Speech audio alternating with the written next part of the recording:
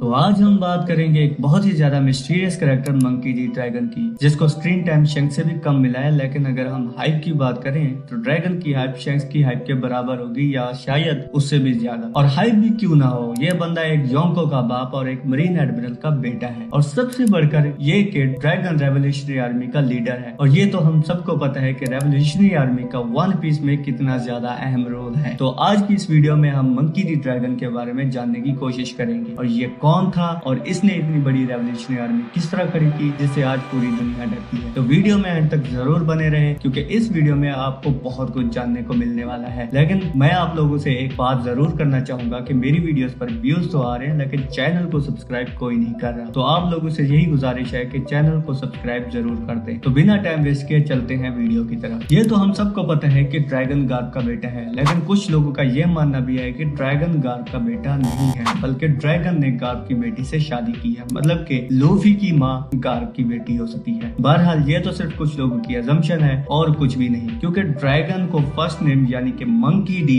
ऐसे ही नहीं मिला। फर्स्ट नेम तो हमेशा बाप से इनहेरिट होकर ही बेटे को मिलता है। तो इससे साफ जाहिर हो रहा है कि मंकी डी ड्रैगन ही मंकी डी गार्प का बेटा है। चैप्टर 1097 में ओडा सेंसेई ने ये रिवील किया कि मंकी डी ड्रैगन मरीन्स में रह चुका है। और ये तो हम सबको पता है कि गार्प ने लूफी और एस को हमेशा ही फोर्स किया कि वो मरीन्स को ज्वाइन करे, और इससे अंदाजा लगाना मुश्किल नहीं है कि गार्प ने ड्रैगन को भी फोर्स किया होगा कि वो भी मरीन्स को ज्वाइन करे। लूफी और एस ने मरीन्स ज्वाइन करने से साफ इनकार कर दिया था, लेकिन यहाँ पर हम ये अज्यूम कर सकते हैं कि गार्प के पहले बार ही कहने पर ड्रैगन ने मरीन को ज्वाइन कर लिया होगा। और ये तो हम जानते हैं कि ड्रैगन हमेशा जस्टिस के लिए ही लड़ा है, और मरीन्स का तो स्लोगन ही जस्टिस है। और इसी चीज को देखते हुए ड्रैगन ने मरीन्स को ज्वाइन किया होगा। लेकिन ड्रैगन ने मरीन को क्यों छोड़ा, इसके पीछे भी एक बहुत बड़ी रीजन हो सकती है। ड्रैगन के मरीन्स को छोड़ने के पीछे एक रीजन ये भी हो सकती है कि ड्रैगन एक मरीन एडमिरल था और उसे वर्ल्ड गवर्नमेंट के घटिया कामों के बारे में पता लग गया था, क्योंकि एक निचले लेवल के मरीन को ये पता नहीं होता कि अपर लेवल पर क्या करप्शन हो रही है और कैसे जस्टिस के नाम पर बहुत ही घिनौने काम हो रहे हैं। और साथ में सेलेस्टियल ड्रैगन्स के कारनामों को भी नजरअंदाज नहीं किया जा सकता। और ये सब कुछ ड्रैगन को तभी पता चल सकता है जब ड्रैगन मरीन्स में एक हायर पोजीशन पर हो। तो वैसे तो गार्प भी वर्ल्ड गवर्नमेंट के काले कारनामों के बारे में बहुत कुछ जानता है, लेकिन गार्प ने अभी तक मरीन्स को नहीं छोड़ा। और इन सब बातों को जानने के बावजूद भी गार्प लूफी और एस को मरीन्स में ले जाना चाहता था। बहरहाल इसके पीछे भी गार्प की कोई खास रीजन हो सकती है। ड्रैगन ने मरीन्स को छोड़ने के बाद एक फ्रीडम फाइटर का ग्रुप बनाया, जिसमें इवांका भी शामिल थी या था, जो भी कह ले। और शुरू में वर्ल्ड गवर्नमेंट के लिए ये ग्रुप इतना थ्रेटनिंग नहीं था, क्योंकि फ्रीडम फाइटर्स वर्ल्ड गवर्नमेंट के खिलाफ सिर्फ प्रोटेस्ट ही करते थे। और फ्रीडम फाइटर्स की फाइनेंशियल हालत भी कुछ ठीक नहीं थी, मतलब ये कि वो गरीबी में अपना गुजर बसर कर रहे थे, और जहां कहीं भी नाइंसाफी होती तो वो उसके खिलाफ आवाज जरूर उठाते थे। ड्रैगन ने डॉक्टर वेगापंक को फ्रीडम फाइटर्स में शामिल होने की दावत दी, लेकिन डॉक्टर वेगापंक ने उनकी फाइनेंशियल क्राइसिस को देखते हुए इस ऑफर को ठुकरा दिया। यहाँ पर यह बात ज़हन में जरूर आती है कि monkey D dragon world government के इतना सा खिलाफ क्यों हो गया, और ऐसी क्या रीजन हो सकती है जिसकी वजह से उसने वर्ल्ड गवर्नमेंट के खिलाफ इतनी बड़ी आर्मी खड़ी कर दी, जिसको आज हम रेवोल्यूशनरी आर्मी के नाम से जानते हैं। कुछ लोगों का ये बिलीव है कि वर्ल्ड गवर्नमेंट ने ड्रैगन की वाइफ यानी कि लूफी की माँ के साथ कुछ ऐसा किया था जिसकी वजह से उसने रेवोल्यूशनरी आर्मी की बुनियाद रखी, क्योंकि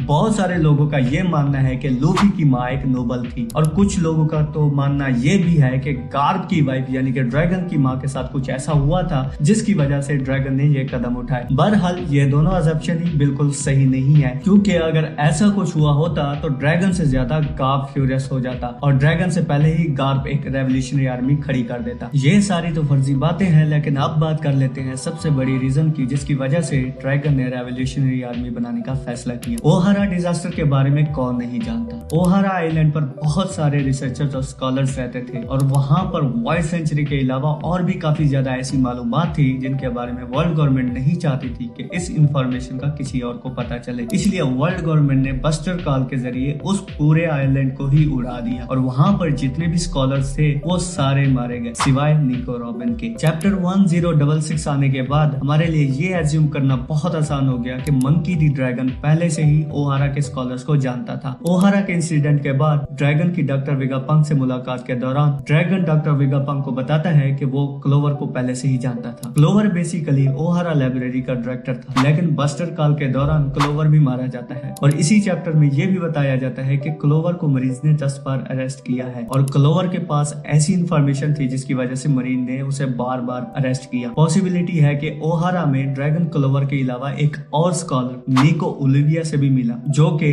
निको रॉबिन की माँ है। अगर चैप्टर 593 को देखा जाए, रेवोल्यूशनरी आर्मी और ड्रैगन निको रॉबिन को ही तलाश कर रहे होते हैं और ड्रैगन निको रॉबिन को लाइट ऑफ रेवोल्यूशन भी कहता है। मतलब ये कि निको रॉबिन का रेवोल्यूशनरी आर्मी में एक बहुत इंपॉर्टेंट रोल होने वाला था। इन सब बातों से ये तो साफ जाहिर हो रहा है कि ड्रैगन को वर्ल्ड सेंचुरी और वर्ल्ड गवर्नमेंट के बारे में बहुत कुछ पता चल चुका था और इससे भी बढ़कर ड्रैगन ओहारा के लोगों से काफी अटैच हो गया था और जिसकी वजह से वो वर्ल्ड गवर्नमेंट के सख्त खिलाफ हो गया और उसने वर्ल्ड गवर्नमेंट के खिलाफ एक आर्मी खड़ी कर दी। जिस साल ओहारा डिजास्टर हुआ उसी साल ही ड्रैगन और इवांका ने सॉर्बेट किंगडम पर अटैक कर दिया। ये वही किंगडम है जहां पर कुमा ने अपनी जिंदगी का बहुत अरसा गुजारा है। उस वक्त सॉर्बेट किंगडम का राजा बेकोरी था, जो कि एक बहुत ही जालिम शख्स था। बेकोरी अपने ही लोगों से बहुत ज्यादा टैक्स लेता था और जो कोई भी टैक्स पे नहीं करता था तो वो उसको अपना गुलाम बना लेता था। और फिर इस जुल्म को देखते हुए कुमा ने बेकोरी के खिलाफ प्रोटेस्ट किया, लेकिन बेकोरी ने कुमा को भी प्रिजन में डाल दिया और फिर इसी दौरान फ्रीडम फाइटर्स बेकोरी के खिलाफ लड़ते हैं। जब बेकोरी को अपनी हार नजर आती है तो वो इस मुल्क को छोड़कर भाग जाता है और तभी ही ड्रैगन, कुमा और इवांका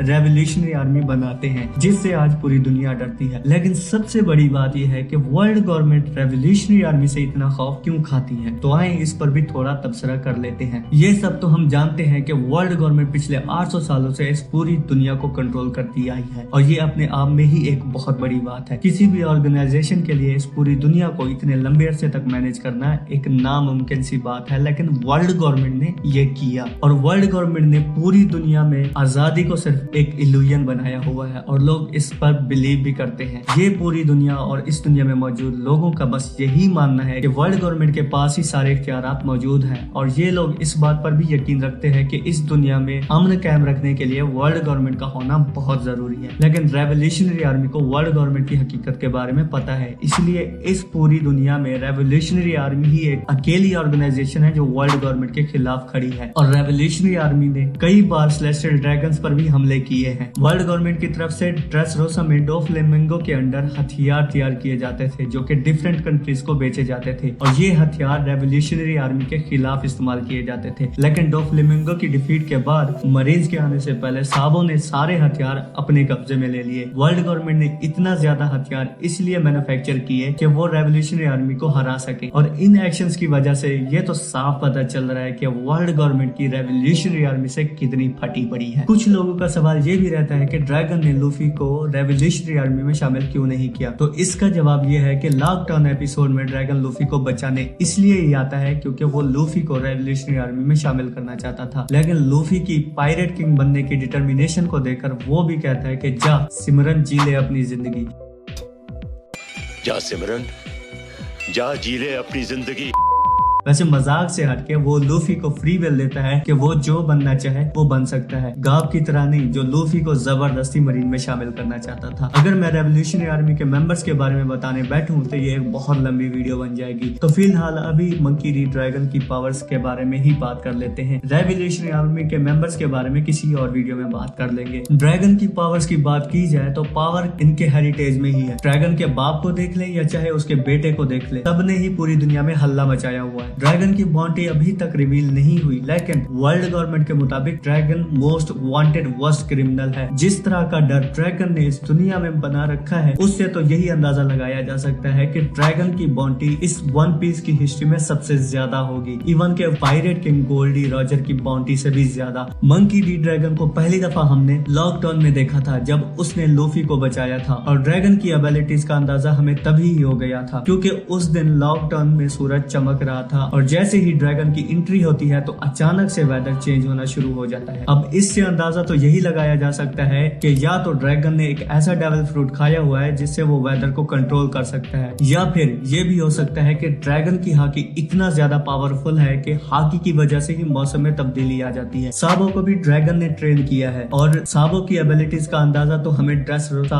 आर्क में ही हो गया था, जिस तरह उसने जीसस बर्जस को हराया था और वो भी बिना डेविल फ्रूट के। Jesus versus black bear parrot का फर्स्ट शिप कमांडर है और ऐसे बंदे को सिंगल ब्लो में हराना कोई मामूली बात नहीं है। साहबों की एडवांस आर्नामेंट हाकी देखकर ये अंदाजा लगाना तो मुश्किल नहीं है कि ड्रैगन के पास किस लेवल की हाकी होगी। ड्रैगन की पावर अभी भी एक मिस्ट्री ही है। बहरहाल नेक्स्ट चैप्टर आएंगे तो उनमें और भी ज्यादा ड्रैगन और रेवोल्यूशनरी आर्मी के बारे में जानने को मिल जाएगा। तो ड्रैगन के हवाले से ये वीडियो यहीं तक थी। अगर आपको ड्रैगन के हवाले से और भी ज्यादा पता है तो आप नीचे कमेंट सेक्शन में बता सकते हैं। तो मिलते हैं नेक्स्ट वीडियो में।